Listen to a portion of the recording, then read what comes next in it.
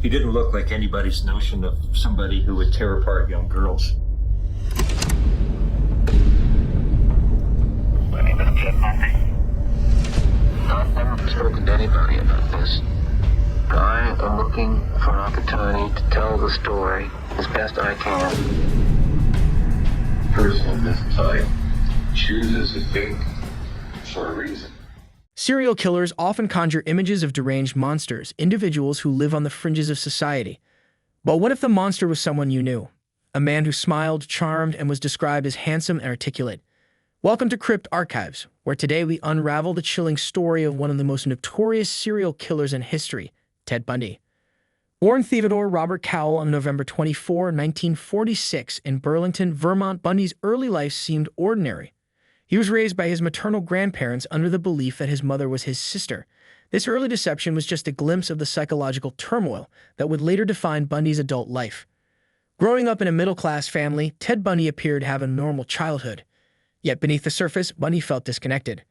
He later admitted to struggling with feelings of inadequacy and rage, emotions he masked with charm and intelligence. It was in the early 1970s, while studying psychology at the University of Washington, that Bundy began cultivating his two-faced persona.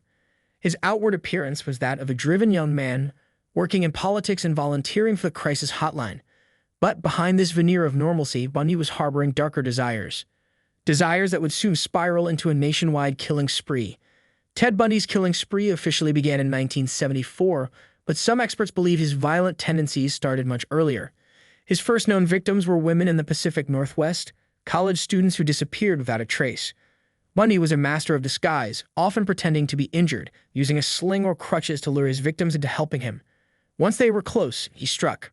Bundy's method of operation was chillingly methodical.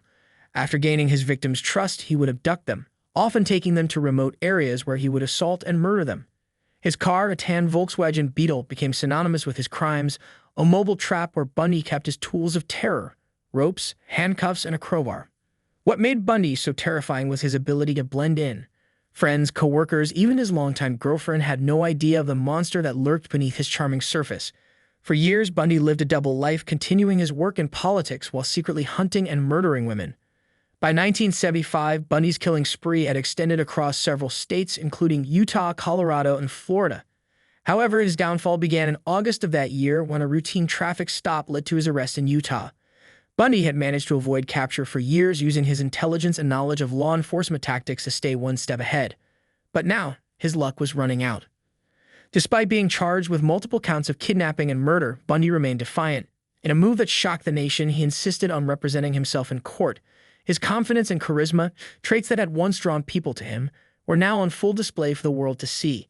Yet even as he played the role of attorney, Bundy's mask of control was slipping. Bundy's trials were among the first to be televised nationally, turning him into a media sensation. But no amount of charm could erase the damning evidence against him. Witnesses identified him, physical evidence linked him to the murders, and his own arrogance became his undoing. In 1979, Ted Bundy was sentenced to death for the brutal murders of two sorority sisters in Florida. Despite his conviction, Bundy continued to manipulate the system, filing appeals and delaying his execution for nearly a decade. He granted interviews, giving chilling insights into his mind and the motivations behind his crimes. But his words were always laced with deception. Bundy was a master manipulator even in his final moments. It wasn't until 1989, after years of delays, that Ted Bundy's execution was carried out.